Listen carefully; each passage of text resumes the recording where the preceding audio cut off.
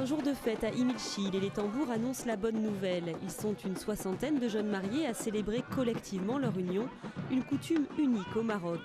Les casquettes se mêlent au handira traditionnel et les mariés sont timides. Dans cette région où la modestie et la discrétion sont des valeurs essentielles, les femmes n'osent pas parler devant la caméra. Seul un jeune homme accepte. C'est très bien pour moi de me marier ici. Je suis né à Imilchil, c'est ma région d'origine. C'est très important pour moi de me marier selon les traditions d'ici, dans le cadre du moussem. Et puis c'est plus simple pour faire les papiers. Des notaires sont présents spécialement pour l'occasion, ce qui permet au couple d'éviter le voyage de 150 km jusqu'au centre administratif le plus proche. Les mariés viennent souvent de douars très reculés.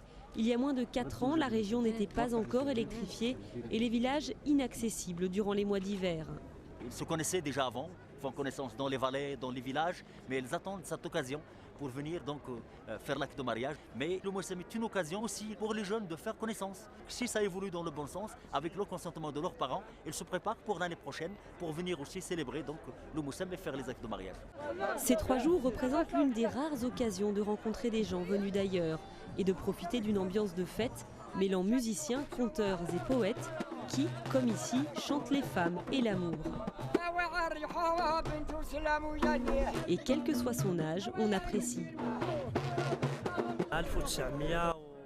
Je me suis marié lors du moussem ici même en 77. Et depuis, je viens tous les ans car c'est l'occasion de rencontrer les amis et la famille et aussi d'acheter beaucoup de choses dont on a besoin durant le reste de l'année. Ce mousset des Aïd Hadidou, c'est notre héritage, notre culture. Et ça fait très plaisir de partager ces moments-là.